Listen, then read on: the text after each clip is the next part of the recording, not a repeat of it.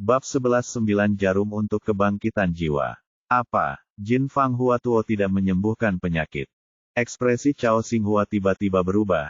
Adik, kamu pasti salah. Ada catatan tentang Jin Fang Huatuo di banyak buku kuno. Dinyatakan dengan jelas bahwa ini adalah Jin Fang bisa digunakan untuk penyakit ganas. Kalian semua salah, kata Ye Bufan sambil menggelengkan kepalanya. Bubuk Mafei dan Huatuo Jin Fang yang terkenal di dunia adalah dua resep pengobatan kuno. Sebagai keturunan pengobatan kuno, bagaimana mungkin dia tidak mengetahui khasiat Huatuo Jin Fang? Lebih lanjut ia menjelaskan, tidak ada salahnya Huatuo Jin Fang digunakan untuk penyakit ganas, namun maknanya bukan untuk menyembuhkan penyakit ganas, melainkan untuk membantu pasien stadium akhir menghilangkan rasa sakitnya.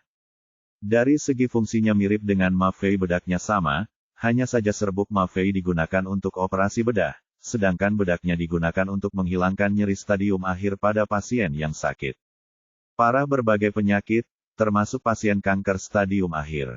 Ini jauh lebih efektif daripada obat penghilang rasa sakit yang saat ini digunakan untuk pasien kanker, dan tidak memiliki kecanduan atau efek samping apapun.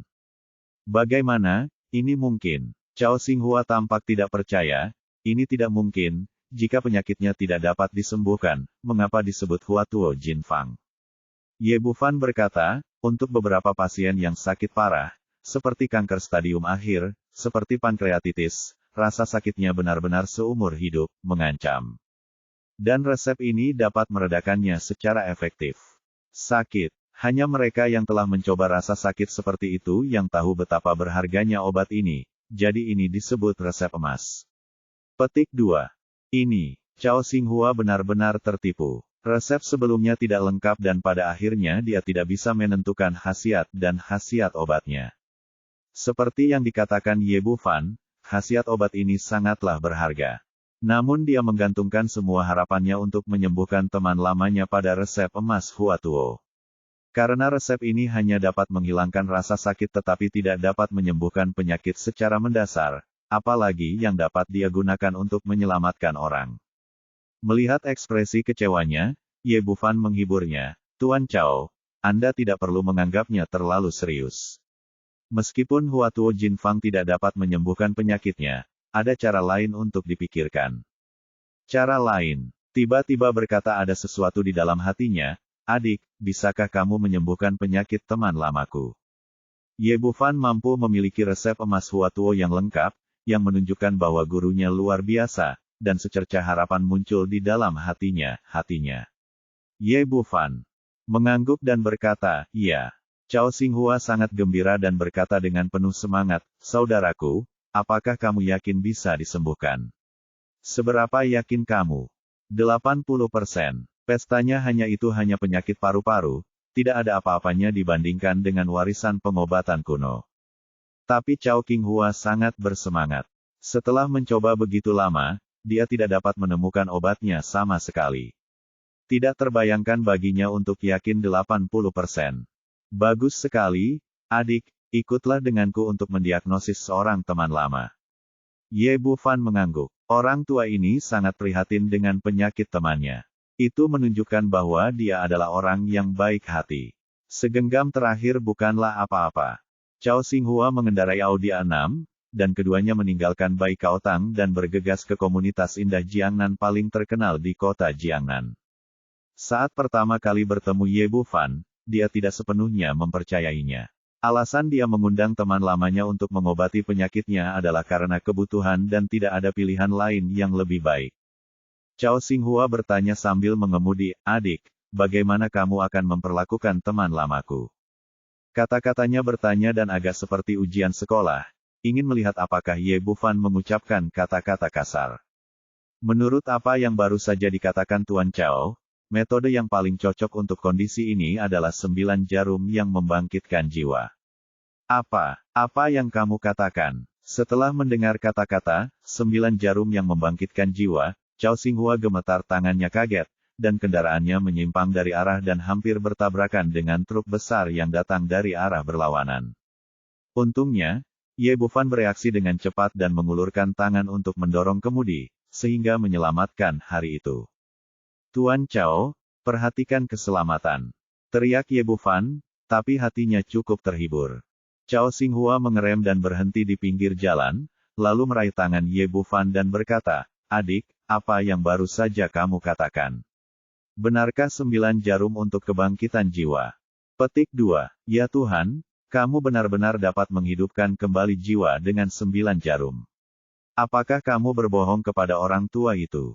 Pantas saja Cao Xinghua begitu bersemangat. Jarum pemulihan 9 jiwa dikenal sebagai metode akupuntur paling menakjubkan dalam sejarah pengobatan tradisional Tiongkok. Dulunya memiliki reputasi menyebabkan jiwa keluar dan membuat orang menangis. Legenda mengatakan bahwa selama 9 jarum yang menghidupkan kembali jiwa dapat digunakan, bahkan orang mati pun dapat dihidupkan kembali, meninggalkan 2 penggoda jiwa, hitam dan putih, dalam kebingungan. Ye Bufan berkata, "Tentu saja saya tidak akan berbohong kepada Anda. Memang ada metode akupuntur dalam warisan kita. Bagus sekali, sungguh hebat. Dengan 9 jarum yang menghidupkan kembali jiwa, nyawa Lao He akhirnya bisa diselamatkan." Kembali. Cao Xinghua tiba-tiba merasa percaya diri pada Ye Bufan, menyalakan kembali mobilnya dan melaju ke depan dengan cepat. Keluarga Jiangnan He jelas merupakan eksistensi yang dijunjung oleh semua kelas atas di Jiangnan. He Changqing, lelaki tua dari keluarga He, pernah berperang melawan dunia bersama Taizu dan melakukan eksploitasi militer yang tak terhitung jumlahnya untuk Tiongkok. Ketiga putranya juga sangat luar biasa. Putra tertua He Tianming adalah tentara dan telah memiliki bintang yang bersinar di pundaknya. Putra kedua He Tianda berkecimpung dalam politik dan merupakan pejabat tinggi di Provinsi Jiangnan. Putra ketiga, He Tianqi, terlibat dalam bisnis dan menjadi sangat kaya.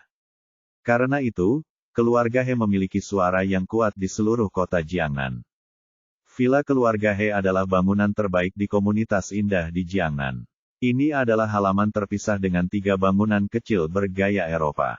Cao Xinghua jelas sangat akrab dengan tempat ini, melihat pengawal di depan pintunya tanpa halangan apapun.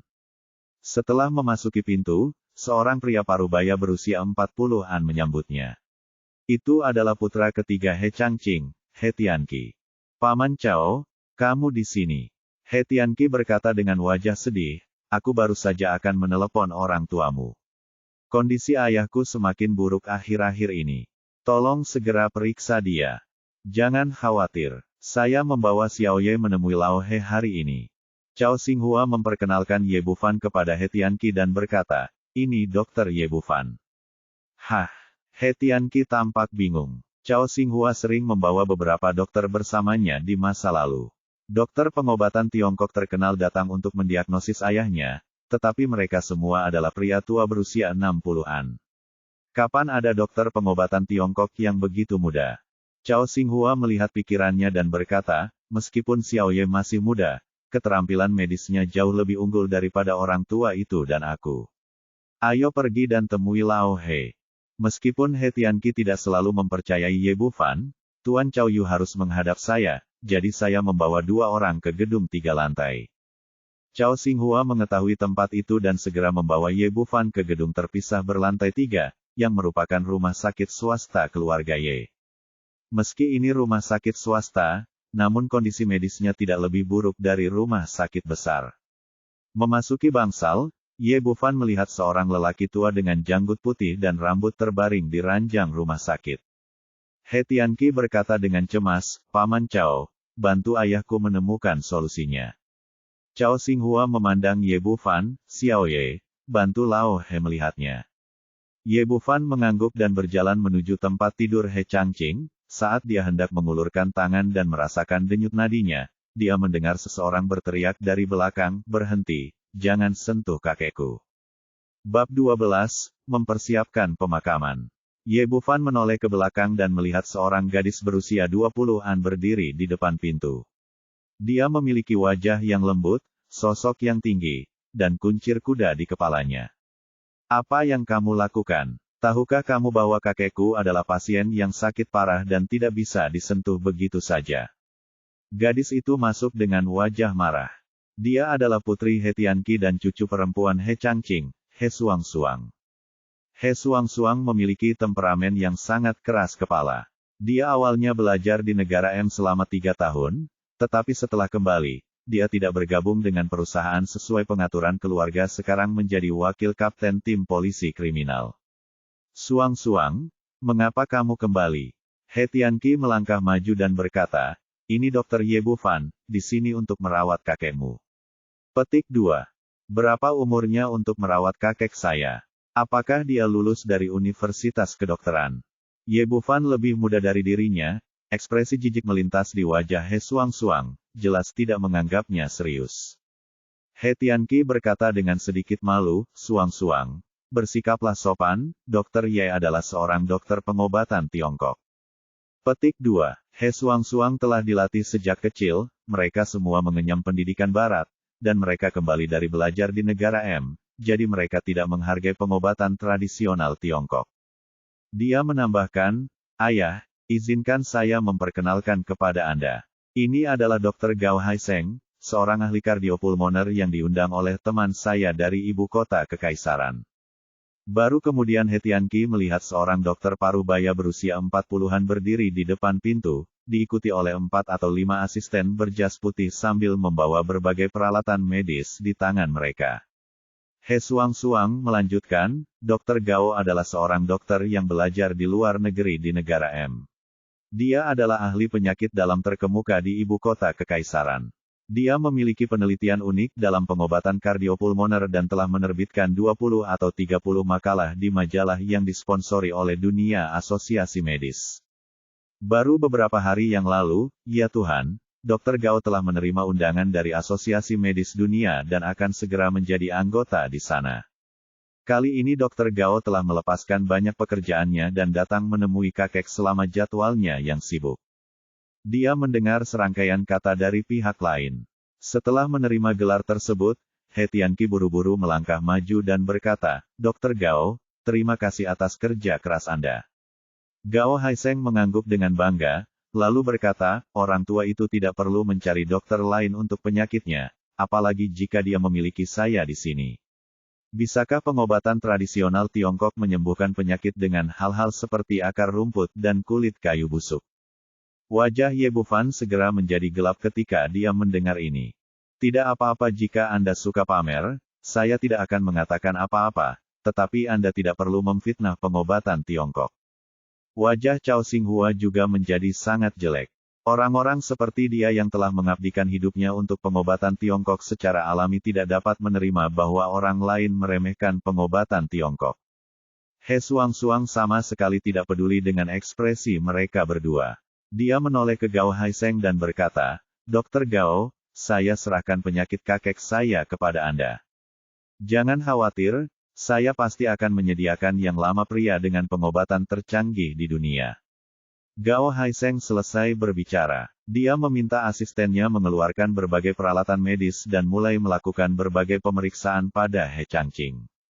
He Tianqi memandang Cao Xinghua dan Ye Bufan dengan rasa malu. Paman Cao, maafkan aku, kamu juga tahu temperamen gadis ini. Dia tidak peduli dengan apa yang dia katakan. Jangan dimasukkan ke dalam hati. Kalian berdua ambillah istirahat dulu dan tunggu. Tolong obati ayahku setelah selesai. Kata-kata ini sangat sopan, tapi semua orang bisa melihat bahwa antara Gao Haiseng dan Ye Bufan, dia memilih yang pertama. Karena seseorang sedang merawat orang tua itu, ayo kembali dulu. Ye Bufan memperoleh warisan pengobatan kuno. Meskipun tujuannya adalah untuk menyelamatkan dunia dan menyelamatkan manusia, dokter memiliki martabat sebagai dokter dan tidak pernah berusaha untuk merawat orang. Karena keluarga He tidak mempercayainya, dia tidak perlu tinggal di sini. Setelah mengatakan itu, dia berbalik dan hendak pergi, tapi ditahan oleh Cao Xinghua.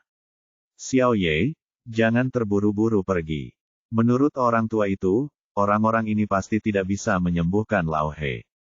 Orang-orang tua ini juga telah menemui banyak ahli dan profesor pengobatan barat, tapi orang-orang itu tidak ada hubungannya. Mereka harus merepotkan Ye nanti. Adik laki-laki mengambil tindakan.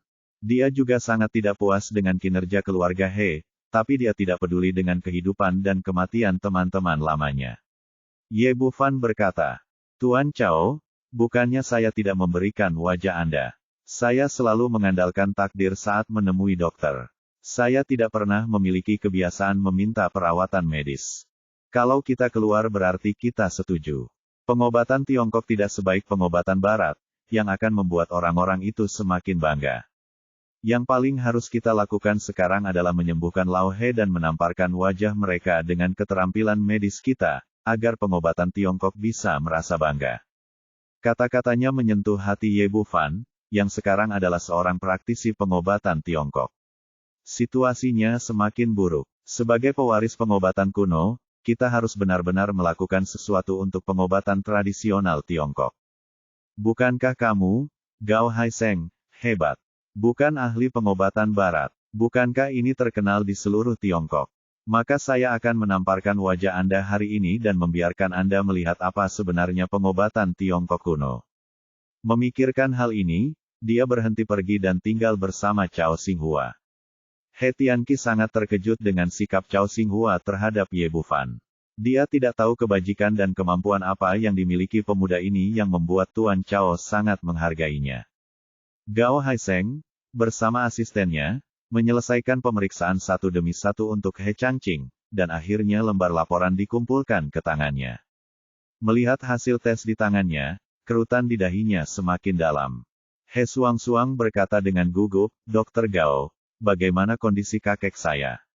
Apakah masih ada harapan?" Gao Haiseng menghela nafas, menggelengkan kepalanya dan berkata, "Dia sudah sakit parah, jadi cepatlah bersiap untuk pemakaman."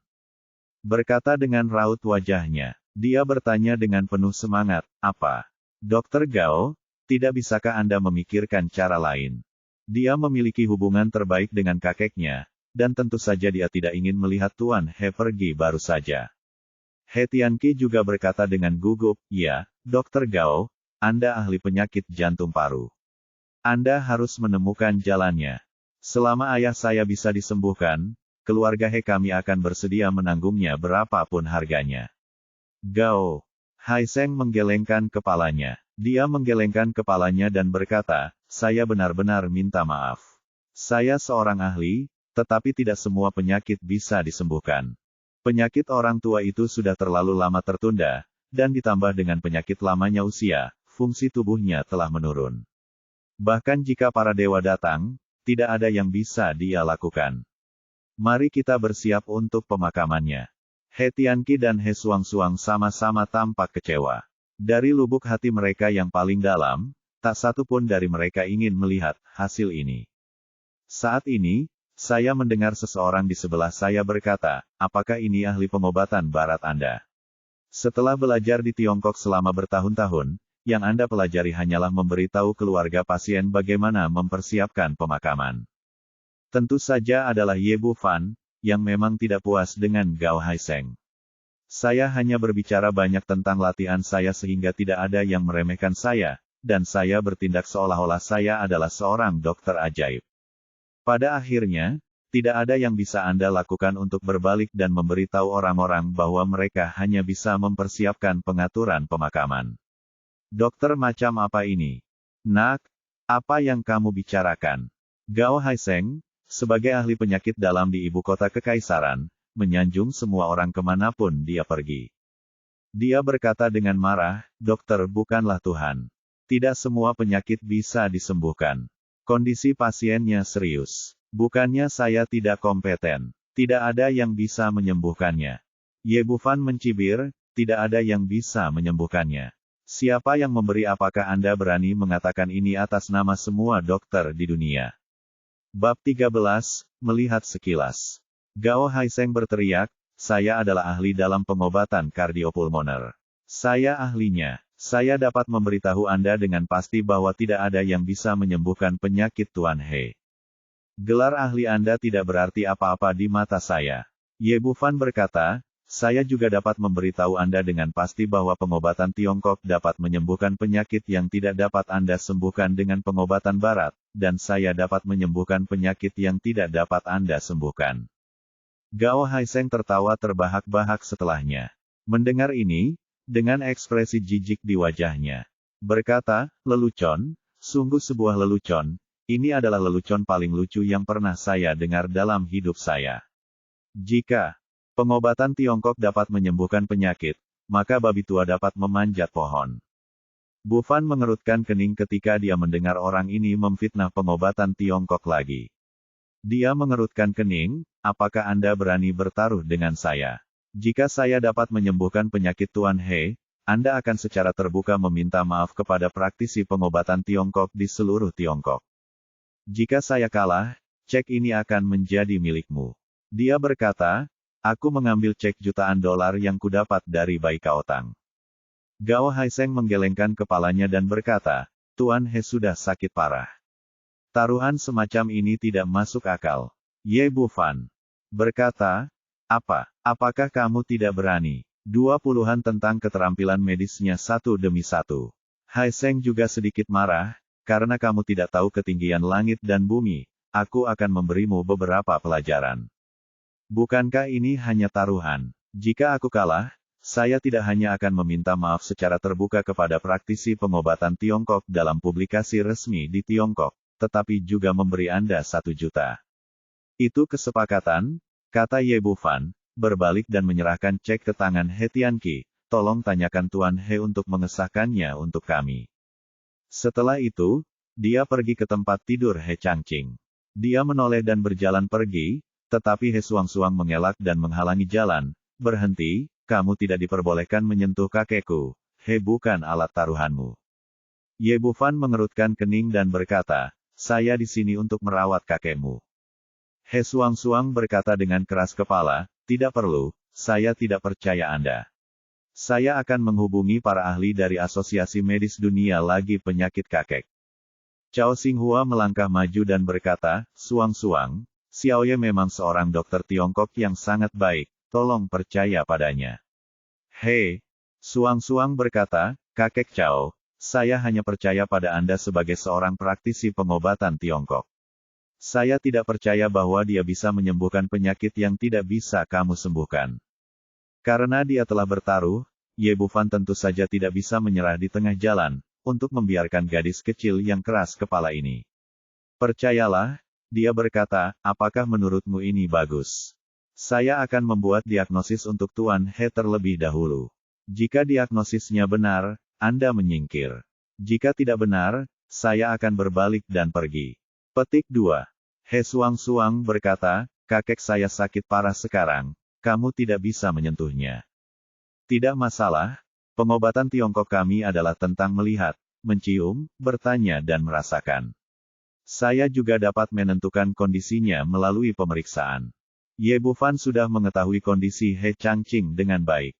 Dia berkata, orang tua itu menderita luka tembak di paru-paru kirinya ketika dia masih muda. Meski lukanya tidak serius, kesembuhan lelaki tua itu kurang baik karena kurangnya kultivasi diri, sudah sering minum, dan penyakit paru-parunya semakin parah karena kedinginan. Ekspresi He Suang-Suang berubah. Berpikir bahwa apa yang dikatakan pihak lain persis sama dengan situasi lelaki tua itu. Namun ia tetap berkata dengan keras kepala, jangan bilang percuma, ceritakan saja bagaimana kondisimu saat ini. Kondisinya sekarang sangat serius. Tekstur kedua paru-paru menebal, sudut costophrenikus kiri tumpul, dan pleura kanan, menebal dan terjadi perlengketan, dan disertai penumpukan cairan. Terdapat tuberkulosis lama di paru kiri atas, mobilitas terbatas, dan lobus paru mengecil. Yang terpenting, paru-paru menjadi semakin fibrotik. Setelah mengatakan ini, Gao Haiseng, yang sedang memegang lembar ujian di tangannya, ekspresinya berubah. Ia tidak pernah menyangka bahwa apa yang dikatakan pemuda ini sama persis dengan apa yang ia deteksi dengan instrumen presisinya. He Suang-Suang terkejut dan berkata sambil berpikir, aku tahu, kakek Cao pasti sudah memberitahumu situasi kakekku sebelumnya, itu sebabnya kamu mengatakannya dengan sangat jelas. Ye Bu Fan menghentikan Cao Xinghua yang ingin membela diri dan tersenyum. Karena kamu masih tidak percaya, mari kita ubah cara dan bicara tentang kondisi fisikmu. Dia memandang He Suang-Suang, dengan ekspresi bercanda di wajahnya, secara umum, kondisi fisikmu tidak buruk, berlatih bela diri sejak saya masih kecil. Saya memiliki bekas luka di kaki kanan saya dan luka di lengan kiri saya. Saya merasa pegal saat cuaca mendung dan hujan.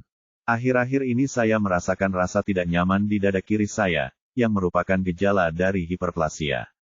Tubuh saya tidak dirawat dengan baik, yang menyebabkan saya menderita kedinginan dan dismenore. Saya baru saja mengalami serangan 2 jam yang lalu. Kamu, diam. Meskipun Ye Suang-Suang sangat berterus terang dan memiliki kedekatan kepribadian rajutan. Ini lebih seperti laki-laki, tetapi sebagai seorang wanita yang diberitahu rahasianya di depan umum, dia masih tidak bisa menyembunyikannya. Di saat yang sama, hatinya sangat terkejut. Jika Cao Xinghua memberitahu Ye Bufan tentang kondisi kakeknya, lalu bagaimana orang ini bisa mengetahuinya karena dia tidak pernah memberitahu siapapun tentang privasinya. He Tianqi dan Gao Haiseng sama-sama membuka mulut karena terkejut. Meskipun mereka tidak mengetahui kondisi fisik Ye Suang-Suang, menilai dari reaksinya, Ye Bufan benar. Kemampuan untuk melihat situasi orang lain dengan jelas dalam sekejap berada di luar imajinasi manusia.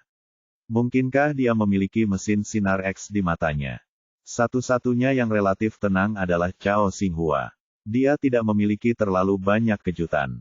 Bagaimana mungkin pewaris jarum kebangkitan 9 jiwa menjadi orang biasa? Melihat He Suang-Suang tertegun di sana, Ye Bufan hanya tersenyum tipis dan mengabaikannya. Dia berjalan menuju tempat tidur, mengeluarkan jarum perak dan mulai merawat He Changqing. Dia memasukkan jarum itu dengan sangat cepat, dan dalam sekejap mata, dia memasukkan lebih dari selusin jarum perak ke titik akupuntur besar di dada He Changqing. Setelah jarum perak dimasukkan, ekor jarum mulai bergetar tanpa henti, seolah-olah dilengkapi dengan motor listrik, dan tidak berhenti sesaat pun. 9 jarum yang membangkitkan jiwa, ini benar-benar 9 jarum yang membangkitkan jiwa. Lao dia diselamatkan kali ini. Cao Xinghua telah menonton dari samping, tapi dia telah membaca cukup banyak catatan. Segera ditentukan bahwa Ye Bufan menggunakan metode akupuntur semacam ini. Awalnya dia agak gelisah, tapi sekarang dia yakin. Di saat yang sama, dia terlihat sangat bersemangat. Jika dia bisa melihat teknik akupuntur legendaris ini dalam hidupnya, dia tidak akan menyesal bahkan jika dia meninggal. Melihat reaksinya, He Tianqi bertanya dengan heran, Paman Cao, apakah ada yang istimewa dari 9 jarum pengembalian jiwa kali ini? Cao Xinghua menenangkan kegembiraannya dan berkata, 9 jarum pengembalian jiwa dicatat dalam bahasa Tiongkok kuno buku kedokteran, tidak berlebihan jika disebut sebagai metode akupuntur tertinggi. Merupakan puncak dari akupuntur dan moksibusi, 9 akupuntur merupakan rangkuman dari 9 metode akupuntur, yaitu menutrisi qi, menguatkan otot, menguatkan tulang, dan membuka blokir meridian. Pembentukan kembali tubuh dan kelahiran kembali jiwa. Menurut legenda, selama 9 jarum yang menghidupkan kembali jiwa ditemukan, bahkan orang mati pun dapat dihidupkan kembali. Ada metafora bahwa jiwa akan keluar dan menangis. Mendengar apa yang dikatakan Cao Xinghua sungguh ajaib, He Tianqi berteriak dengan penuh semangat. Benarkah? Bukankah itu berarti penyakit ayahku bisa disembuhkan? Kata Xinghua terlalu berlebihan, tapi dia masih merasakannya di dalam hatinya. Jadi dia tidak mengatakan apa-apa lagi, dan memperhatikan Ye Bufan dengan penuh perhatian saat dia menggunakan 9 jarum pemulihan jiwa. Bab 14 menerima murid sebagai guru. Ye Bufan mengabaikan yang lain dan berkonsentrasi pada menjahitnya. Cao Xinghua hanya melihat 9 jarum pemulihan jiwa, tapi dia tidak tahu bahwa energi kacau yang mengalir di tubuhnya adalah satu-satunya senjata ajaib untuk menyembuhkan penyakit. Jika dikombinasikan dengan 9 jarum pemulihan jiwa, itu bisa menghasilkan efek yang tidak terduga. Dalam keheningan, waktu berlalu sedikit demi sedikit. Sekitar 20 menit kemudian, Ye Bufan mengambil kembali jarum perak itu satu persatu. Dan berkata dengan tenang, oke, penyakit Tuan He sudah sembuh. Petik 2. Haiseng meski sedikit penasaran dengan teknik akupuntur Ye Bufan, saya tidak pernah percaya bahwa beberapa suntikan saja bisa menyembuhkan penyakit paru-paru pasien, apalagi kondisi serius yang sudah diambang kematian. He Suang-Suang berkata, ya, bukankah kakekku masih koma? Dia akan segera baik-baik saja. Kata Ye Bufan sambil mengangkat tangannya dan menepuk area kemaluan He Changqing, dan wajahnya tidak berdarah.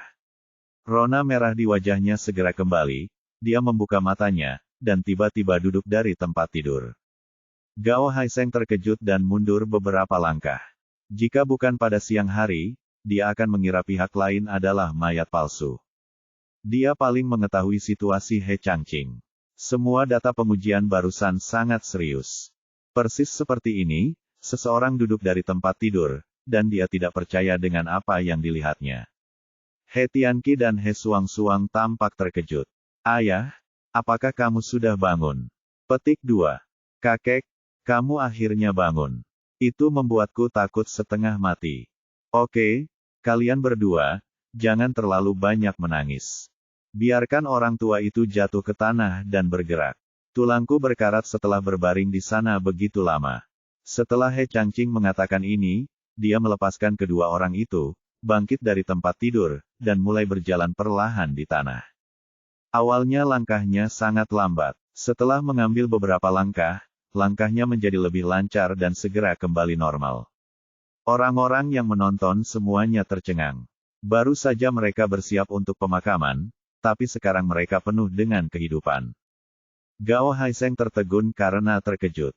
Setelah sekian lama, dia menutup mulutnya dan melangkah maju dan berkata, ini pasti tidak benar. Ini mungkin kilas balik. Pak Tua, saya ingin melakukan pemeriksaan fisik kepada Anda. Berkata, Huisang Huisu itu kentut, kenapa?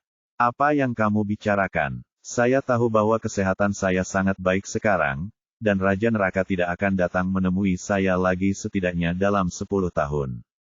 Orang tua, saya baru saja melakukan kesalahan, tetapi saya selalu merasa harus melakukannya. Inspeksi selalu bermanfaat. He Suang-Suang berkata, kakek, sebaiknya Anda memeriksanya. Kami akan merasa nyaman saja, setelah memeriksanya. He Changqing berkata, oke, saya akan memeriksanya, katanya. Setelah berbaring di tempat tidur lagi, Gao Haiseng dan asistennya mulai menggunakan instrumen untuk pengujian lagi. Tak lama kemudian hasil tes keluar lagi. Melihat hasil tes di tangannya, matanya hampir jatuh. Jika dia tidak melakukan pemeriksaan sendiri, dia akan mengira itu adalah data dari 2 orang. Hasil pemeriksaan terakhir menunjukkan bahwa He Changqing dalam keadaan sehat. Khusus tes fungsi paru, semuanya normal, cairan yang semula ada di paru-paru sudah hilang, dan tidak ada tanda-tanda fibrosis. Ini tidak mungkin, ini sama sekali tidak mungkin. Melihat data tes di tangannya, dia berdiri di sana dengan tercengang dan terus berkata, ini tidak mungkin. He Changqing duduk lagi dan berkata kepada Cao Xinghua, Cao Tua, terima kasih kali ini. Tak perlu dikatakan lagi, saya tahu bahwa kamu menyelamatkan nyawa orang tua itu.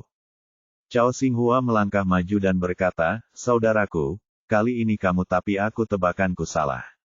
Orang tuaku ingin menyelamatkanmu, tapi sayangnya dia tidak memiliki kemampuan.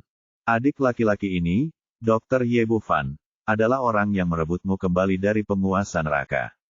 Ekspresi keheranan melintas di wajahnya.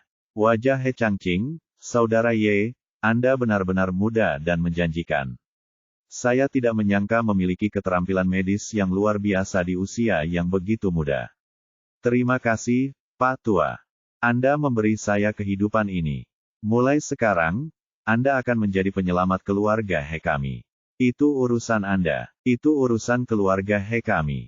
Ye Bufan berkata dengan tenang, sama-sama, Tuan, penyakit Anda tidak berarti apa-apa bagi pengobatan Tiongkok kami. Untuk melihat Gao Haiseng, Dr. Gao, apakah ini waktunya untuk menguangkan? Mendengar apa yang dia katakan, mata semua orang terfokus pada Gao Haiseng, teringat bahwa keduanya baru saja bertaruh. Ini, wajah tua Gao Haiseng berubah warna menjadi hati babi. Dia memang terkesan dengan keterampilan medis Ye Bufan, tapi masih akan terasa sedikit menyakitkan jika dia mengeluarkan 1 juta sekaligus.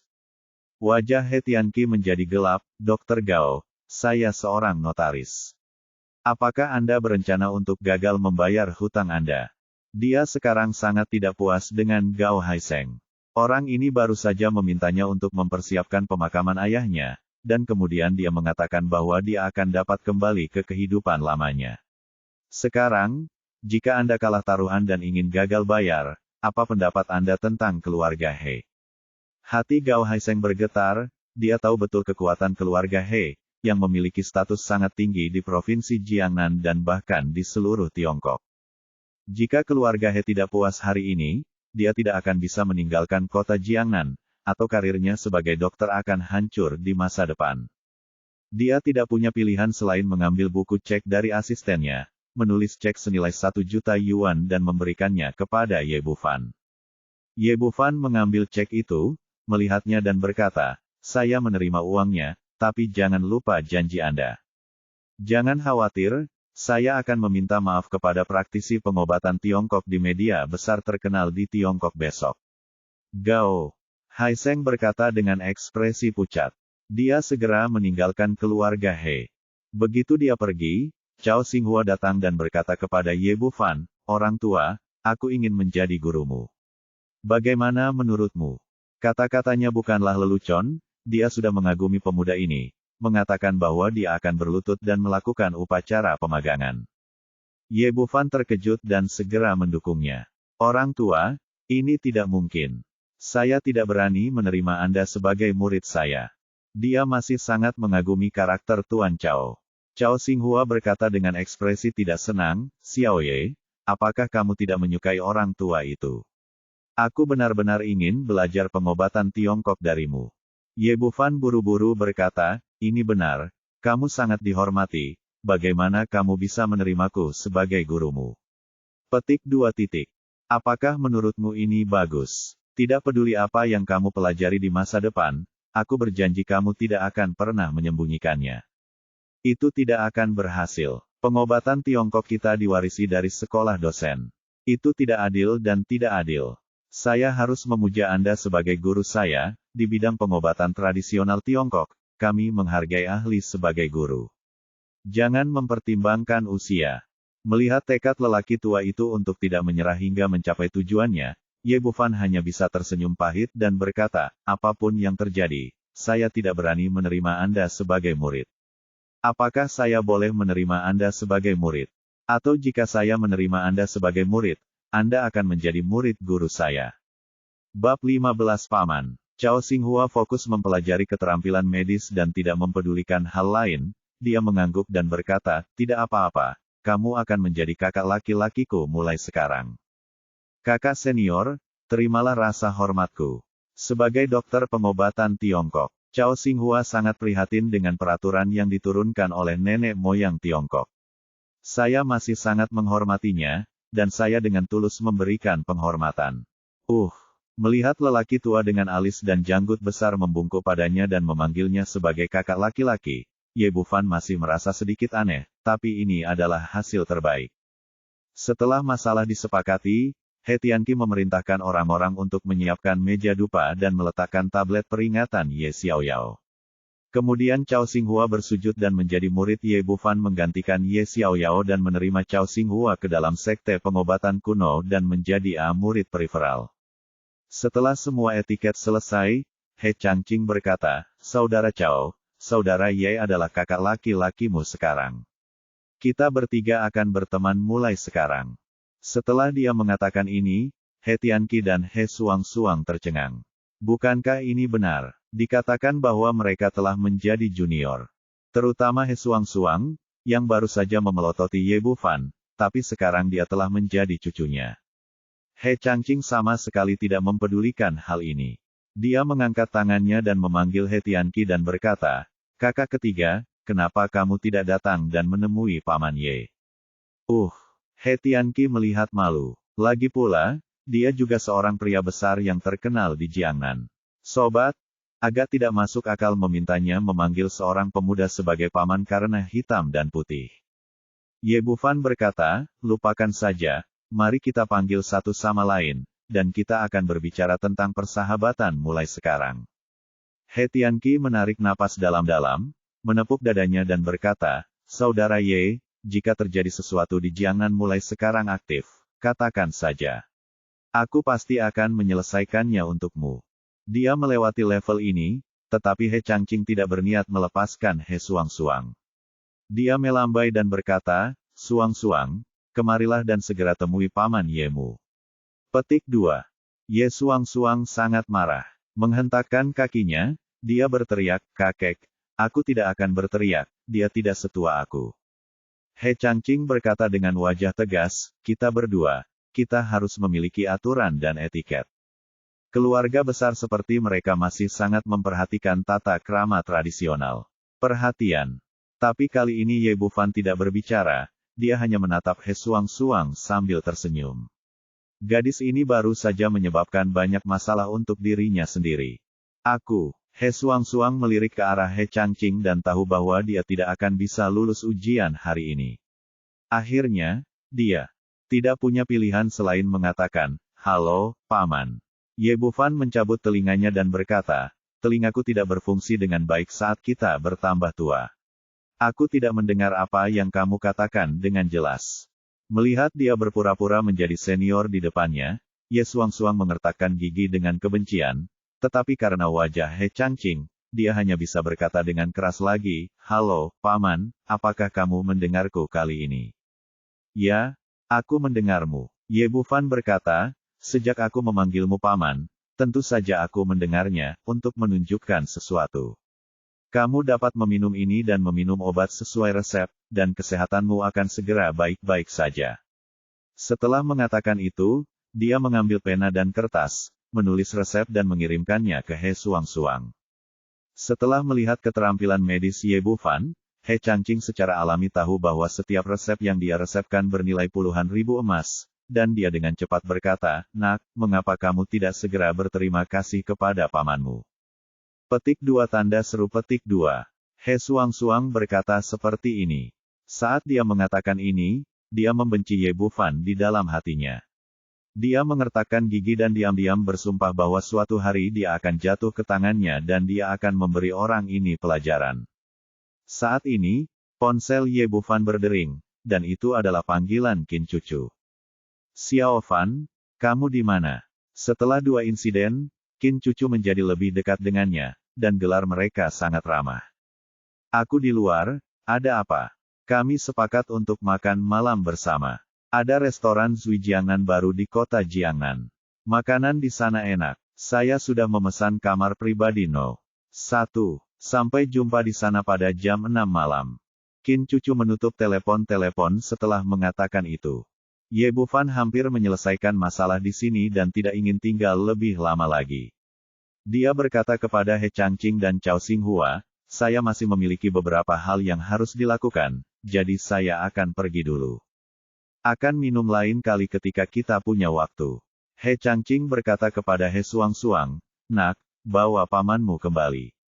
He Xuangxuang sangat tertekan, tetapi dia harus mendengarkan kata-kata kakeknya. Jadi dia hanya bisa cemberut, dan membawa Ye Bufan keluar kamar.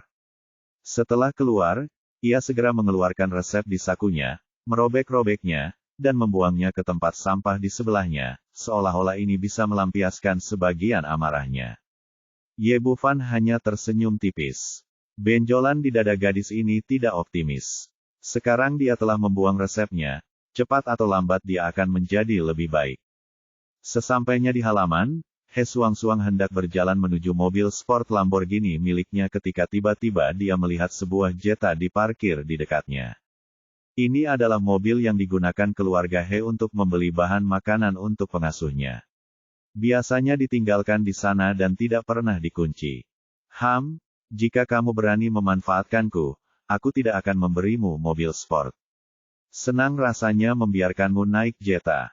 Pikir He Xuangxuang dalam hati, berjalan langsung ke Jetta, membuka mobil pintu dan berkata, masuk. Ye Bufan tentu saja, dia melihat pikiran kecilnya, tapi dia tidak mempedulikannya. He Xuangxuang keluar dari villa dan bertanya dengan marah, mau kemana? Universitas Kedokteran Jiangnan, ada toko peralatan dapur di jalan. Berhenti untuk saya ingin membeli sesuatu. Ucapkan sepatah kata lagi. Dia berkata bahwa dia melaju ke depan dan parkir di depan mal peralatan dapur besar sekitar setengah jam kemudian. Ye Bufan berkata, apakah kamu ingin pergi berbelanja denganku? Aku tidak pergi, cepatlah. Jika kamu lambat, aku tidak akan menunggumu. Pikiran untuk menelepon pria yang tidak lebih tua dari pamannya ini membuatnya merasa marah tak terkendali. Ye Bufan tersenyum tipis, berbalik dan memasuki toko peralatan dapur. Begitu dia masuk, seorang gangster berambut kuning di sebelahnya mengeluarkan ponselnya dan memutar nomor telepon. Bos, saya melihat anak laki-laki yang dicari tuan muda siang, dan dia bersama seorang wanita. Orang di telepon berkata, siapa wanita itu? Apakah dia wanita tertua dari keluarga Qin? Tidak, kalau begitu wanita itu mengendarai Jetta yang lusuh, dan dia tidak terlihat seperti orang kaya pada pandangan pertama. Itu bagus. Jika kamu mengawasinya di sana, aku akan membawa seseorang ke sana segera. Xiao Huang mau menutup telepon dengan kedua matanya. Awasi pintu toko peralatan dapur. Ye Bufan dengan cepat keluar dari toko, membawa beberapa kotak besar dan kecil di tangannya. Dia sekarang telah mengumpulkan bahan obat untuk menyempurnakan pil pendirian yayasan, tetapi dia tidak memiliki tungku pil, jadi dia hanya dapat membeli beberapa peralatan dapur untuk menanganinya. Dia meletakkan barang-barang tersebut di kursi belakang Jetta, lalu duduk di kursi penumpang, dan keduanya terus melaju ke depan. Tak lama setelah mobil melaju, beberapa kendaraan off-road tiba-tiba melaju dan mengepung Jetta yang berada di tengah. Kemudian belasan gangster yang memegang belati pipa baja melompat keluar dari mobil. Pemimpinnya adalah seorang pria botak, memegang parang panjang di tangannya, dia membelah kaca depan Jetta hingga berkeping-keping dengan satu pukulan, lalu menunjuk ke mobil dan berteriak, keluar dari sini. Pipa baja di tangan mereka begitu saja, dan jatuh di atas Jetta. Dalam sekejap mata, mereka menghancurkan Jetta yang 80% baru menjadi beberapa bagian.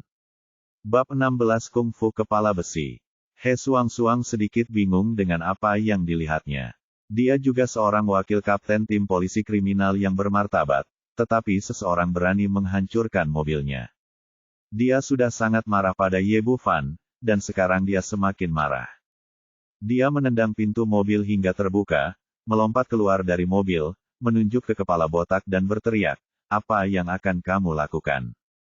Melihat formasi orang-orang ini, Ye Bufan segera mengetahui bahwa Xiang Yunfei datang untuk mereka. Namun, dia tidak terburu-buru untuk mengambil tindakan. Karena orang-orang dari keluarga He tersinggung oleh tindakan buta ini, dia tentu saja senang menikmati pertunjukan tersebut. Dia juga keluar dari mobil dan berdiri di samping He Suang-Suang, memandangi para gangster di depannya dengan ekspresi sempit di wajahnya. He Suang-Suang berteriak kepada para gangster di depannya, berjongkok dan pegang kepalamu dengan tanganmu. Saya seorang polisi. Pria botak itu baru saja tiba di kota Jiangnan dan tidak mengenali wakil kapten tim polisi kriminal depannya. Matanya yang cabul terus mengamati tubuh He Suang-Suang, dan dia berkata dengan wajah bercanda, gadis kecil, kamu adalah satu-satunya yang masih menjadi polisi.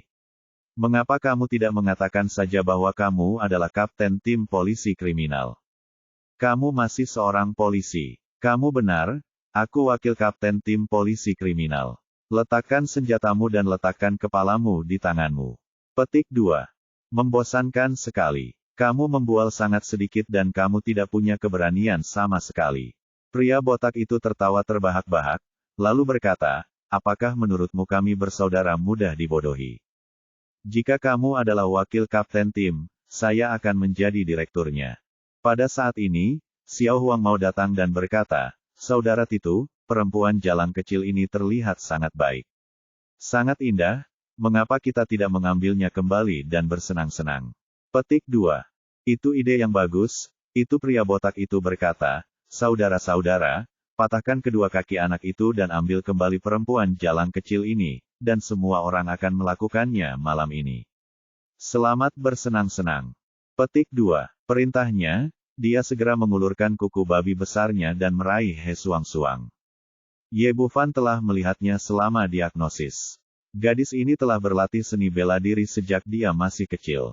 Meskipun dia belum mencapai ambang batas seorang seniman bela diri, dia jauh lebih baik daripada orang biasa.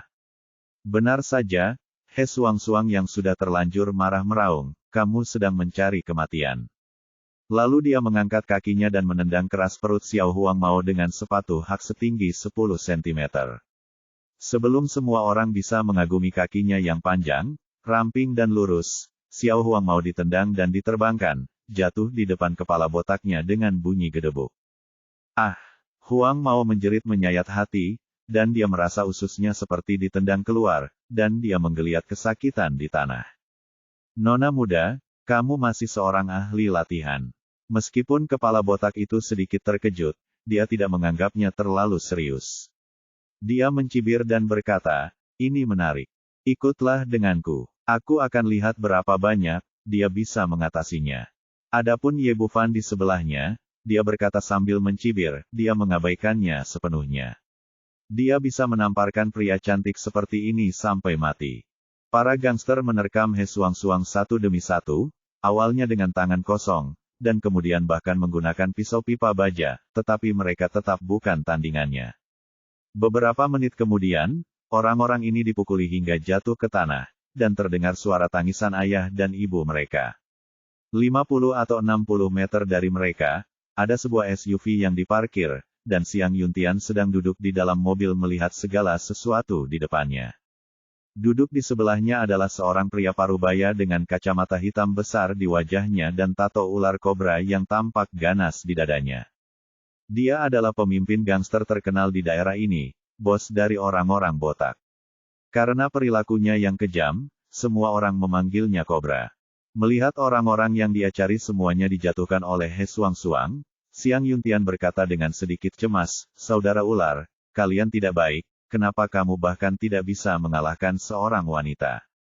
Kobra sangat acuh tak acuh, menyesap cerutu di tangannya dan berkata, apa yang membuatmu cemas? Mereka hanyalah beberapa antek. Master sebenarnya di antara bangsaku adalah Titu. Dia telah berlatih seni bela diri di kuil Shaolin sejak itu dia masih kecil, dan telah melatih keterampilan keras. Kung Fu, terutama kepala besinya, hampir kebal. Jika dia tidak membunuh anak orang kaya di utara beberapa hari yang lalu, dia tidak akan datang kepadaku untuk melakukannya, berlindung. Jangan khawatir, anak ini sedang bermain-main dengan gadis itu. Ini permainan tikus, dia akan mengambil tindakan setelah beberapa saat. Siang Yuntian menghela nafas lega, mengambil koper hitam dari samping dan berkata, saudara ular, ini adalah 200.000 yang kita sepakati. Saya ingin anak itu. Lemparkan ke dalam mobil, saya selalu melakukan apa yang saya katakan. Pada titik ini, dia tiba-tiba mengerutkan kening dan menatap He Suang-Suang, apakah wanita ini? Saya awalnya mengenal wanita tertua dari keluarga He. Hal terpenting yang harus dilakukan saat jalan-jalan adalah tetap membuka mata. Anda tahu bahwa ada beberapa orang di kota Jiangnan yang sama sekali tidak boleh Anda ganggu, dan Anda harus selalu mengingatnya. Namun posisi mereka agak jauh dari He Suang-Suang, dan dari sudut ini, mereka selalu melihat ke belakang. Untuk sesaat, mereka hanya merasa sedikit familiar, tetapi tidak mengenalinya. Siang Yuntian berkata dengan acuh tak acuh, apapun yang dia lakukan, dia hanyalah seorang gadis yang mengendarai jeta, latar belakang seperti apa yang dia miliki. Setelah mendengar apa yang dia katakan, Kobra juga santai seorang wanita kaya, yang tidak mengendarai mobil mewah bernilai jutaan dolar, siapa yang akan mengendarai jeta seperti ini? Ia tidak pernah menyangka jeta ini dikendarai oleh putri sulung keluarga He khusus untuk Ye Bufan. Pada saat ini, lelaki botak itu melihat bahwa semua anak buahnya telah dirobohkan. Dia mengambil 2 langkah ke depan dan berkata dengan tatapan angkuh, Nona muda, keahlianmu sangat bagus. Semakin seksi seorang wanita, semakin beraroma dia. Dia sangat cocok untuk kakakku Titu. Nafsu makan. Tapi sudah kubilang, kamu tidak akan menjadi lawanku. Datanglah ke pelukanku dan aku tidak akan mengejar apapun hari ini. Pergilah ke neraka. Mengangkat tangannya dan meninju wajah pria botak itu. Sebuah cibiran muncul di sudut mulut pria botak itu, tapi dia menundukkan kepalanya sedikit dan menghadapinya dengan kepala botaknya yang besar. Hanya ada suara yang tajam, dan tinju itu mengenai kepala botak itu dengan kuat. Akibatnya, pria botak itu berdiri tak bergerak, sementara He Suang-Suang mundur beberapa langkah. Dia merasakan sakit yang membakar di tangannya, seolah-olah tulangnya patah. Dia mengangkat tangannya dan melihatnya, tangan kecilnya, yang awalnya berwarna putih dan dilumasi, menjadi bengkak. Pria botak itu mengangkat tangannya dan menyentuh kepalanya yang besar, dan berkata sambil tersenyum, apa kabar, gadis kecil, sekarang kamu tahu betapa kuatnya saudara Titu. He Suang-Suang selalu keras kepala dan tidak akan mudah menyerah, katanya. Dia mendengus dingin dan menyerang kepala botak itu lagi. Tapi kali ini dia tidak menggunakan tinjunya, dia menggunakan kakinya, dan dalam satu gerakan dia memukul dengan keras dari atas ke bawah. Ye Bufan memandangnya dan menggelengkan kepalanya. Semua orang mengatakan dia memiliki payudara besar dan tidak punya otak, dan itu benar. Jelas sekali bahwa orang ini memiliki beberapa keterampilan dengan kepala besinya, tetapi kamu masih memukul kepalanya. Tidak bisakah kamu mengubah tempatnya? Seperti menendang bolanya. He Suang-Suang tidak banyak berpikir. Saat ini, kakinya yang panjang sudah mengenai kepala botak dengan keras secara instan. Dia jelas tidak siap secara mental untuk ini. Ketika dia menarik kembali kaki kanannya, satu kaki tinggi dan yang lainnya rendah. Ketika dia menstabilkan tubuhnya, dia melihat wajah besar pria botak dengan senyuman cabul muncul di depannya, dan sebuah tangan besar berbulu meraih dadanya. Bab 17 mengalahkan Sakyamuni. He Suang-Suang kaget dan marah, tapi sekarang sudah terlambat baginya untuk menghindar. Melihat tangan besar lawan hendak meraih dadanya, di saat kritis, tiba-tiba sebuah tangan lain muncul dari udara tipis dan meraih pergelangan tangan pria botak itu. Baldet merasa tangannya seperti dijepit oleh catok besi, dan dia tidak bisa menggerakkannya sekeras apapun dia berusaha. Ini mengejutkannya. Dia berbalik dan melihat bahwa yang mengambil tindakan adalah Ye Bufan, yang sedang menonton pertunjukan di sebelahnya. Nak, kamu berani menyerangku, izinkan aku menunjukkan betapa kuatnya kakak itu. Meskipun pergelangan tangannya dicengkeram, Baldet tidak panik. Dia memusatkan seluruh upayanya pada kepalanya dan tiba-tiba menundukkan kepalanya dan memukul dada Ye Bufan. Datanglah kemari. Menurutnya, pihak lain pasti akan melepaskan dan menghindarinya. Jika tidak, dia harus berbaring di tempat tidur selama 1,5 tahun meskipun dia tidak mati jika terkena kepala besinya. Kalian pasti tahu kalau skill kepala besinya sudah mencapai level Xiao Cheng. Ia bahkan bisa mematahkan pohon kecil sebesar mangkuk dengan satu kepala, dan dengan mudahnya menghancurkan monumen dan bebatuan. Tapi yang tidak dia duga adalah Ye Bufan tidak berniat menyerah. Dia mengangkat tangan kanannya dan meninjunya dengan keras. Melihat adegan ini, He Suang-Suang berseru, "Tidak, kepalanya sangat kuat." Setelah menderita kekalahan 2 kali berturut-turut, dia akhirnya menyadari betapa kuatnya keterampilan kepala besi pria botak itu. Tetapi pada saat ini, suara teredam terdengar, dan tinju Ye Bufan bertabrakan dengan kepala botak itu.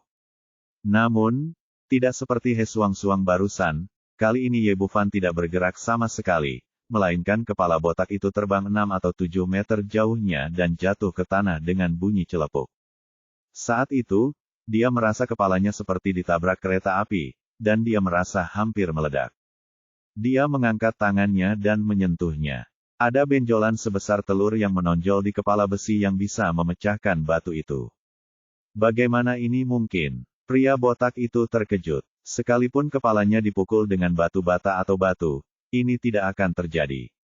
Ye Bufan tidak terlalu peduli. Karena pihak lain menginginkan kakinya, dia tidak akan bersikap sopan.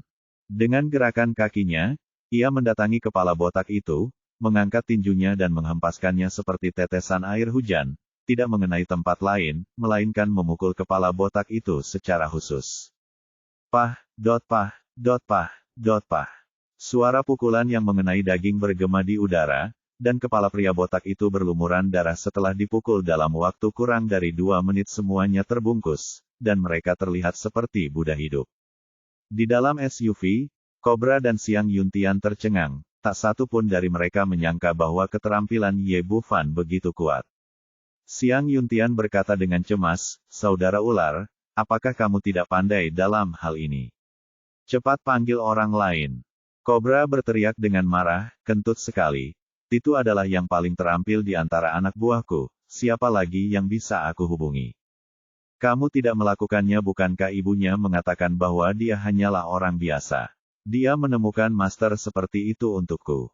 Jika dia tahu bahwa dia begitu kuat, aku tidak akan membantumu melakukan ini meskipun jumlahnya 2 juta, apalagi 200.000. Melihat Cobra semakin marah, Xiang Yuntian berkata. Dia segera berkata, "Saudara ular, jangan marah. Saya periksa, dia hanya anak malang tanpa latar belakang, keterampilannya tidak berguna, sekarang dia mengalahkan seseorang, sebut saja teleponnya, polisi, sepupuku ada di tim polisi kriminal, lihat aku tidak bisa membunuhnya kalau begitu. Kobra menggelengkan kepalanya dan berkata, tidak, orang-orang di bawah komandoku ini tidak bersih, terutama yang berkepala botak, dan mereka masih memiliki nyawa di tubuh mereka. Jika Anda memanggil polisi, mereka tidak akan selesai. Xiang Yuntian berkata, saudara ular, jangan khawatir, kita adalah korbannya sekarang, dan sepupu saya yang akan datang.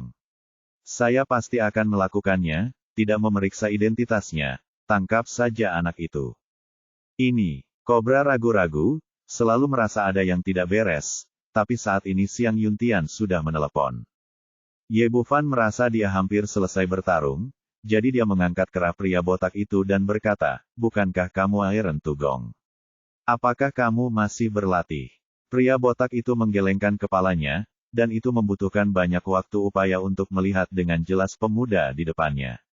Wajahnya benar-benar buta, rasanya seperti ada bintang-bintang kecil di depan matanya dan lebah kecil di telinganya.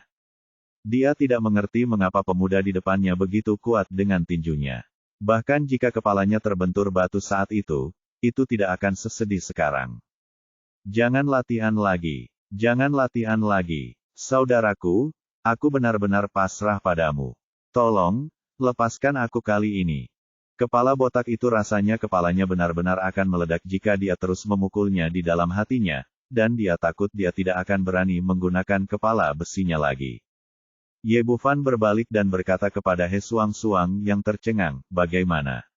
Apakah kamu ingin memberinya beberapa pukulan untuk melampiaskan amarahmu? He Suang-Suang memandang pemuda di depannya dengan ekspresi yang rumit. Dia berdiri di samping untuk menonton kesenangan. Dia sendiri saya pikir dia adalah seorang pengecut dan orang yang tidak berguna, tetapi saya tidak menyangka dia begitu terampil. Dia berkata tidak puas, kamu sangat pandai kungfu. Kenapa kamu tidak datang untuk membantu sekarang? Apakah kamu hanya menunggu untuk melihatku mempermalukan diriku sendiri?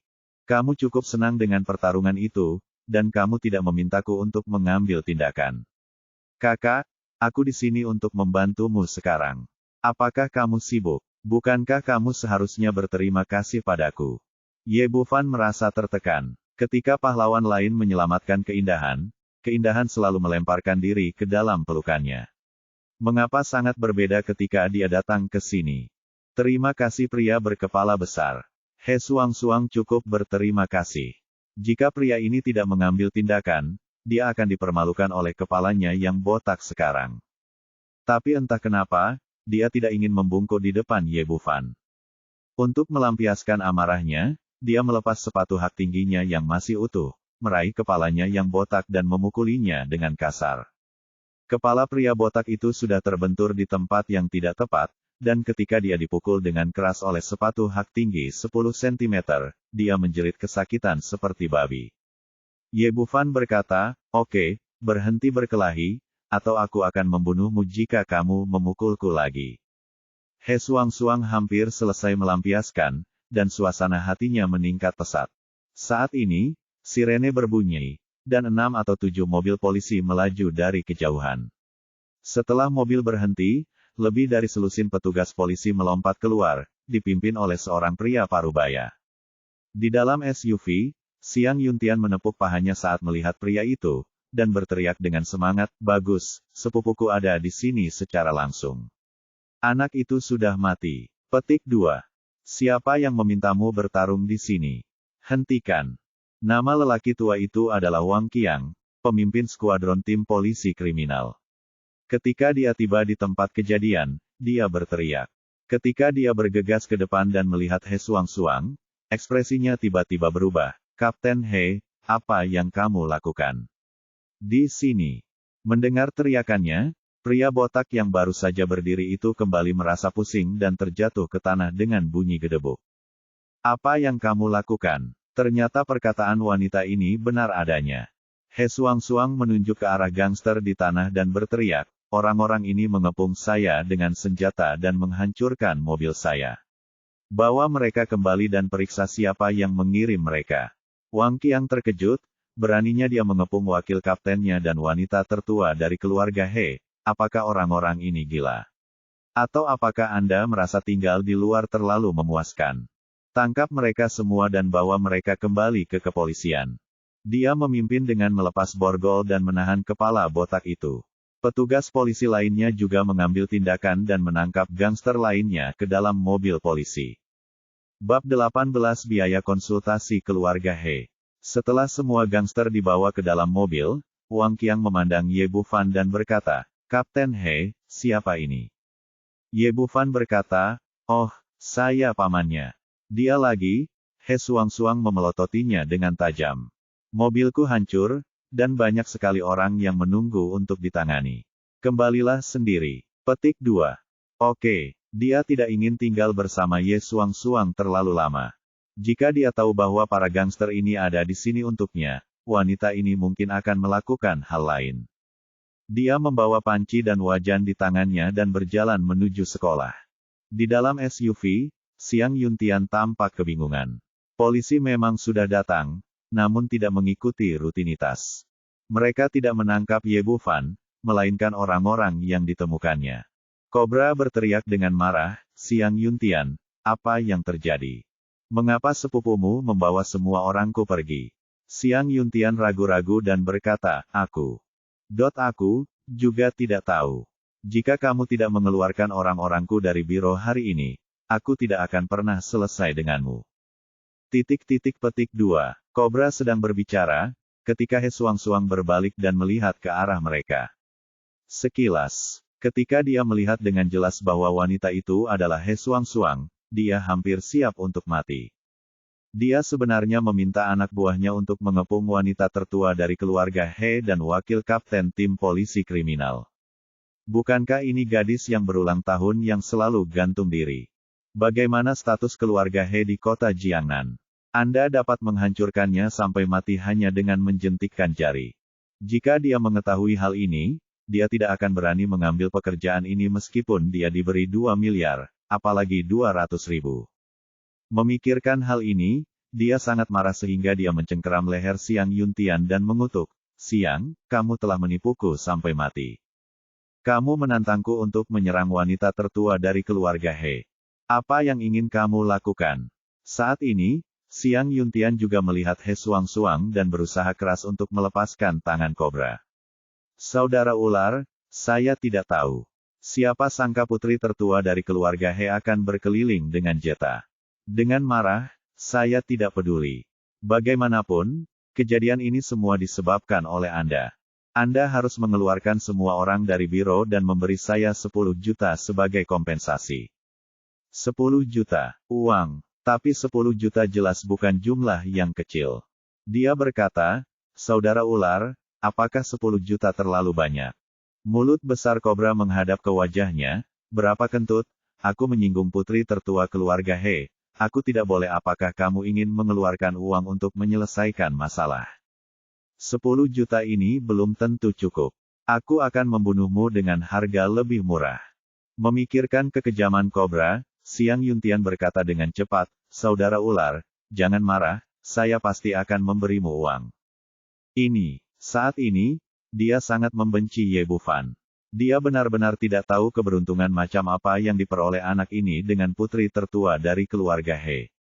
Di keluarga He, setelah Cao Xinghua pergi, He Tianqi berkata kepada He Changqing, "Ayah, kami melupakan satu hal hari ini. Kami tidak membayar biaya konsultasi dokter ajaib kecil itu." He Changqing berkata, "Ayahmu, saya tidak bingung namun, bagaimana saya bisa lupa?" Tianqi berkata dengan heran, "Ayah, apa maksudmu?"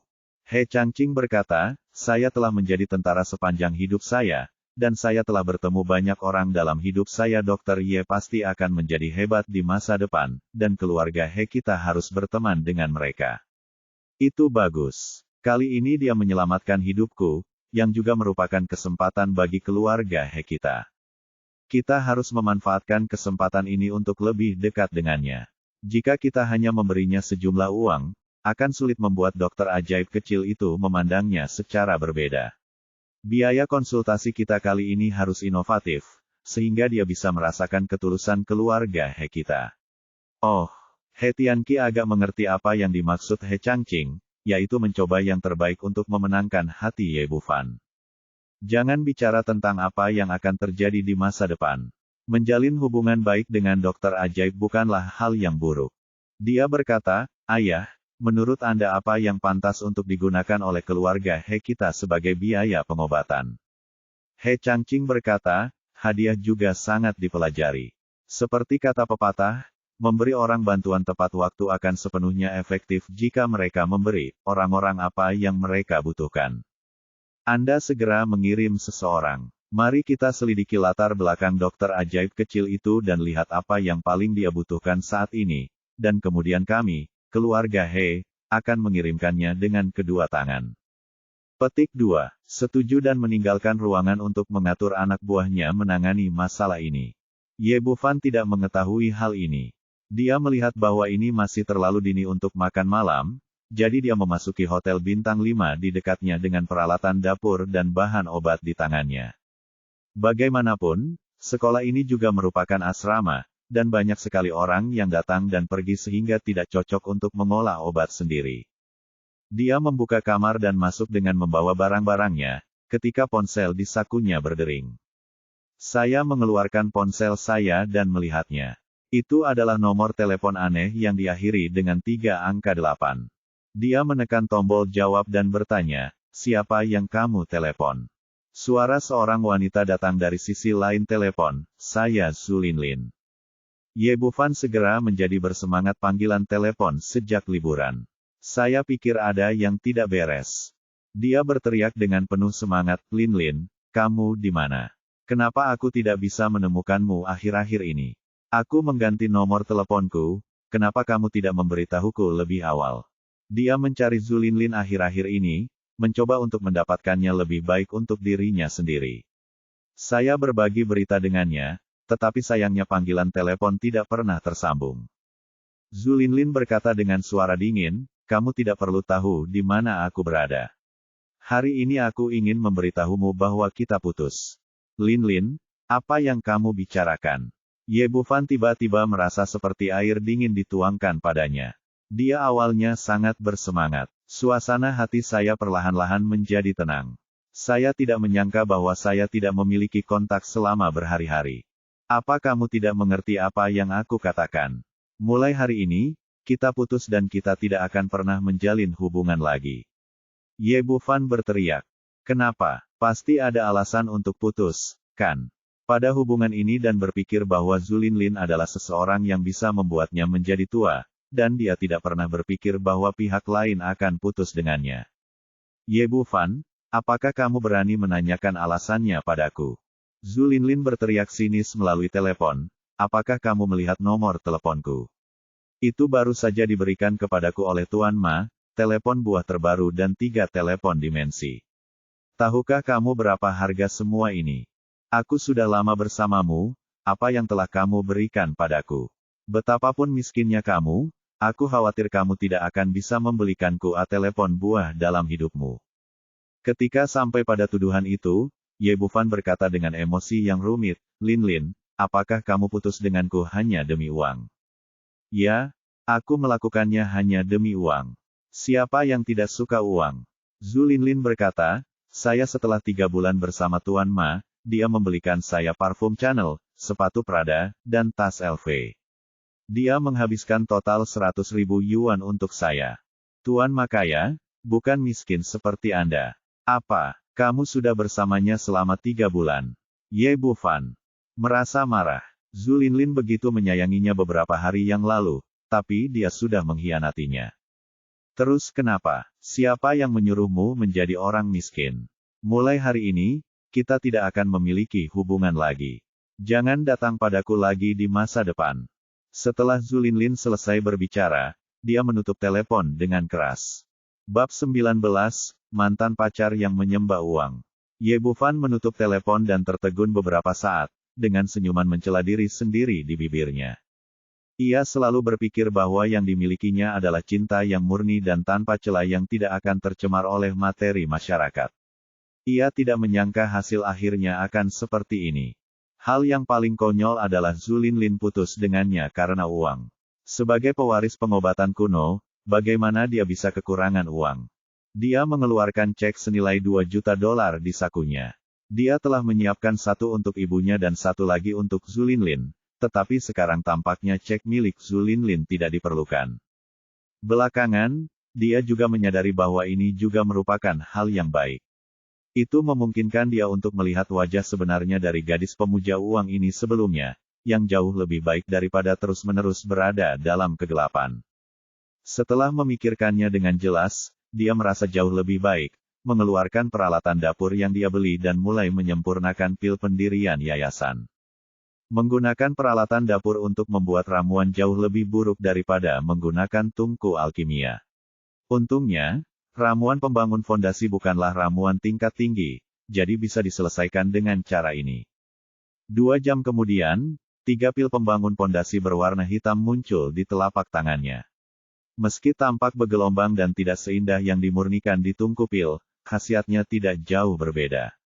Dia mengeluarkan ramuan dan menelannya ke dalam mulutnya, lalu mulai mengedarkan keoski. Ramuan itu meleleh di mulut Anda, dan tak lama kemudian terjadi reaksi di dantian, mendidih seperti air mendidih. Energi sejati semakin kuat dan kuat, terus-menerus membersihkan 7 meridian dan 8 meridian dalam tubuh. Di bawah bimbingan kesadaran spiritual Ye Bufan, energi sejati yang melonjak seperti sungai Yangtze yang mengamuk mengalir melalui anggota tubuh dan pembuluh darah. Seiring berjalannya waktu, tubuhnya perlahan dipenuhi dengan Qi yang semakin murni, dan akhirnya tubuhnya terasa seperti akan meledak. Tepat ketika dia merasa tidak bisa bertahan lebih lama lagi, tekanannya tiba-tiba mereda, dan setetes air sebesar kacang polong muncul di dantiannya. Kesadaran spiritual Ye Bufan dengan jelas melihat perubahan pada dantiannya. Energi sejati berubah dari gas menjadi cair. Ini adalah ciri-ciri bangunan pondasi, yang berarti ia telah berhasil memasuki tahap pembangunan pondasi. Setelah berlatih beberapa saat, energi sejati yang melonjak di dalam tubuh telah sepenuhnya dimurnikan, dan 3 tetes energi sejati cair muncul di dantian. Setelah beberapa saat, Ye Bufan perlahan membuka matanya. Pada saat ini, dia sudah bisa merasakan betapa kuatnya dia. Dibandingkan dengan periode pemurnian Qi sebelumnya, tingkat kultivasinya telah meningkat lebih dari 10 kali lipat. Pada saat yang sama, kesadarannya juga meningkat pesat, dari 2 meter menjadi 5 meter, dan dia dapat dengan jelas melihat segala sesuatu yang terjadi di kamar sebelah. Dia pergi ke kamar mandi dan mandi air dingin. Setelah melihat bahwa sudah hampir waktunya, dia meninggalkan hotel dan pergi ke bank di lantai bawah untuk menukar cek 2 juta itu menjadi uang tunai dan menyetorkannya ke dalam kartu, lalu bergegas menuju Sui. Restoran Jiangnan yang dikatakan Qin Cucu. Keluarga Dong memiliki pengalaman unik dalam catering. Restoran Sui Jiangnan telah menjadi perusahaan baru dalam industri catering di kota Jiangnan setelah selesai dibangun, dan popularitasnya melonjak.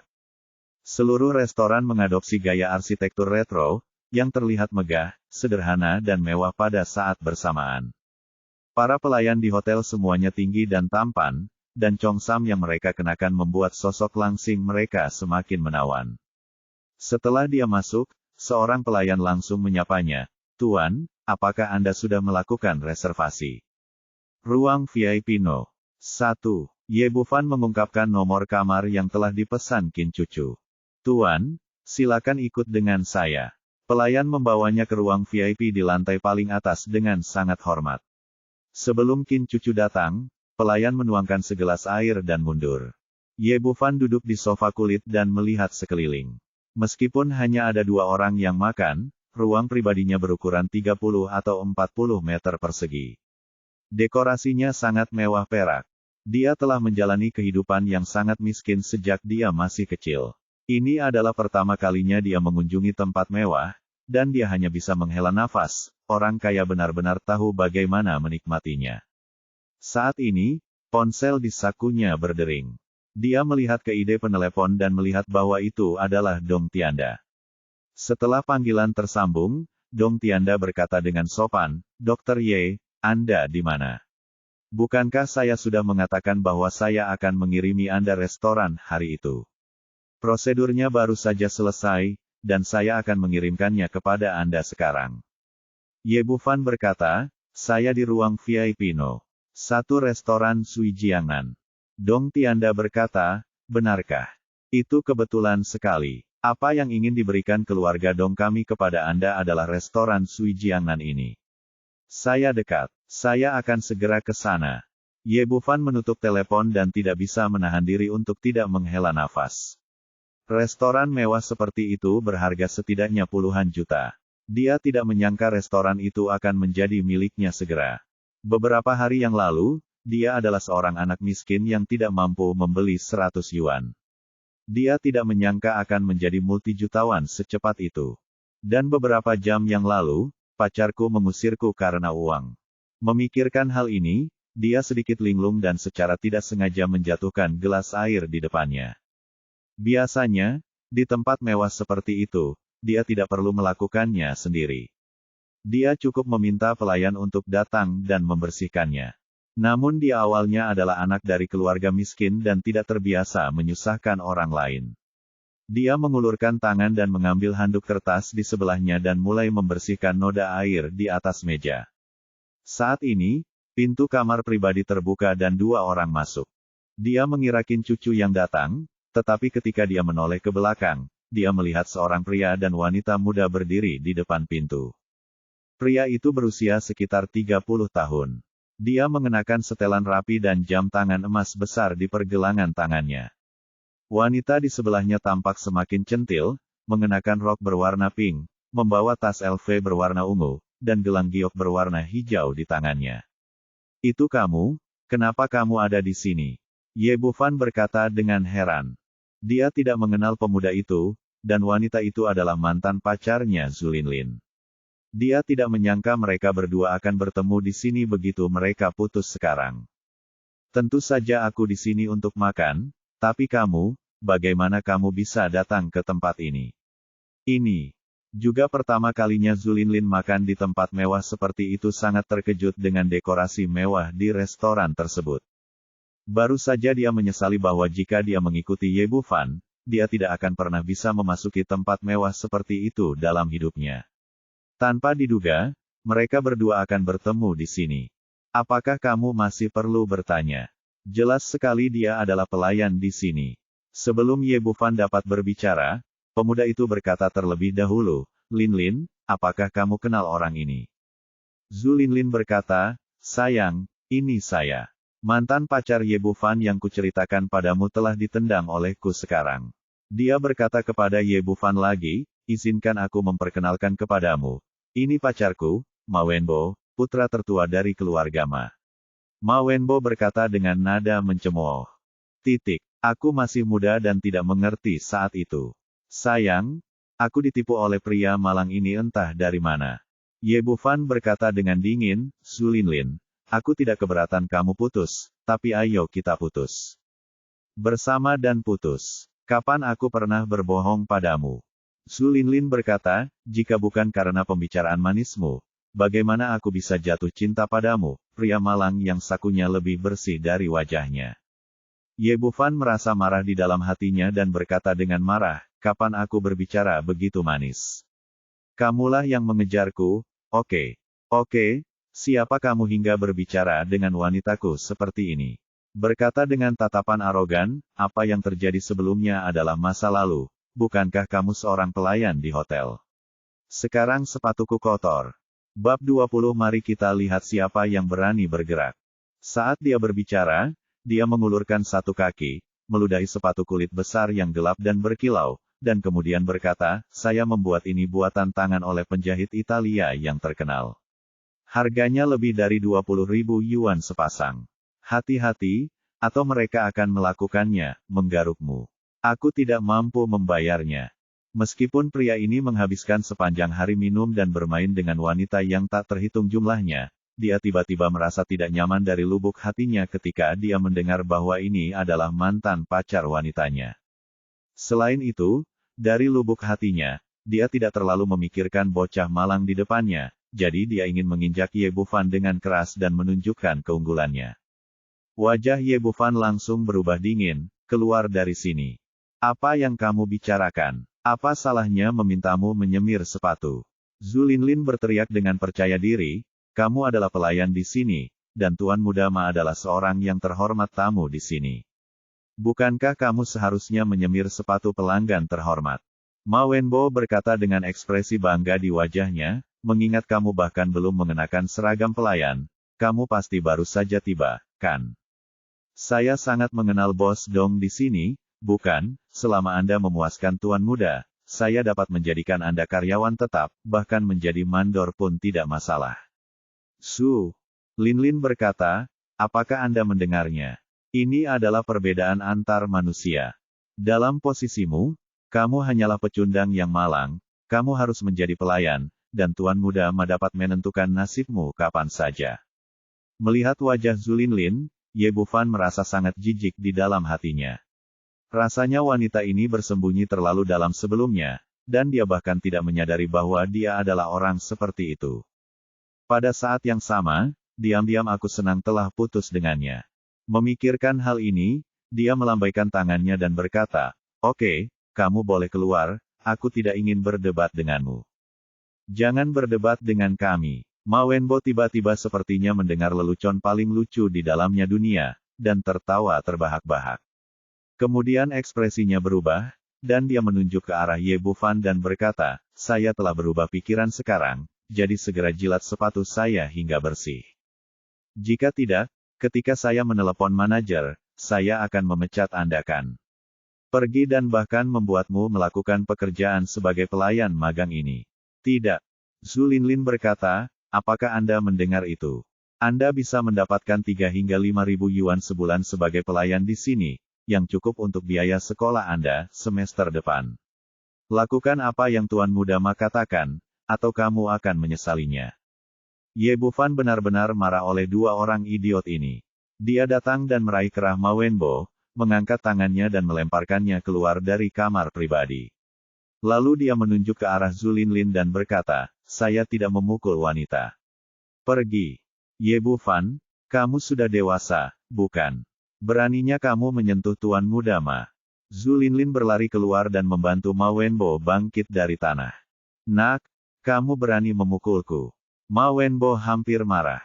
Dia ingin bergegas dan melawan Ye Bufan, tapi dia tidak memiliki keberanian. Dia ragu-ragu dan berteriak sekeras-kerasnya, di mana manajer? Restoranmu ini bagaimana itu bisa terjadi? Pelayan berani memukul pelanggan. Zhu Linlin juga berteriak, ayo, pelayan itu memukul seseorang.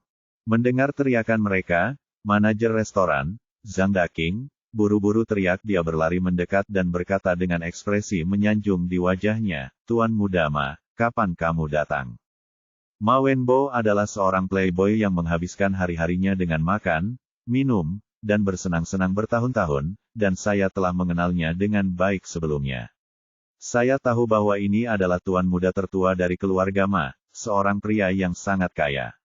Melihat dia bertemu dengan seorang kenalan lama, Ma Wenbo menjadi semakin sombong, menunjuk ke arah Ye Bufan dan berteriak, Manajer Zhang, apakah Anda masih ingin membuka restoran Anda? Pelayan itu berani memukul para tamu. Melihat, lalu dia berkata, Tuan Ma, Anda salah paham, dia bukan pelayan kami. Ma Wenbo berteriak, ini benar-benar tidak mungkin. Saya baru saja melihatnya membersihkan meja, bagaimana mungkin dia tidak menjadi pelayan Anda? Menindaklanjutinya dan berkata, betul, bagaimana dia bisa menjadi pelanggan jika dia bukan pelayan? Dia hanya pecundang yang malang, kantongnya lebih bersih dari wajahnya. Bagaimana dia bisa punya uang untuk makan di sini? Ye Bufan tidak mengatakan apa-apa. Restoran itu sekarang menjadi miliknya. Dia ingin melihat bagaimana manajer menangani masalah ini dan apakah itu layak untuk melanjutkan pengangkatannya di masa depan. Zhang Daking berkata dengan wajah tersanjung, Tuan Ma, Anda benar-benar salah paham. Pelayan kami di sini semua mengenakan seragam.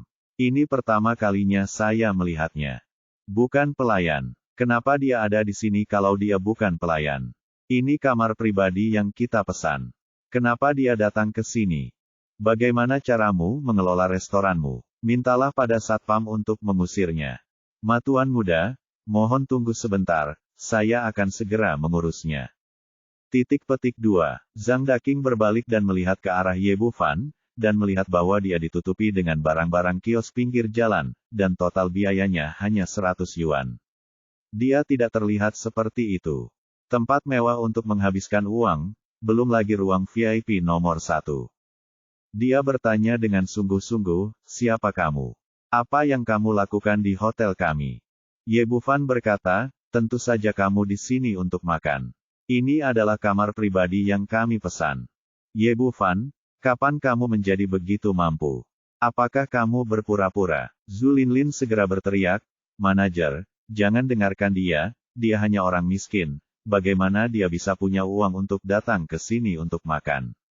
Ye Bufan sangat kecewa dengan wanita ini dan berkata, kamu masih harus melakukannya. Kamu sangat bodoh.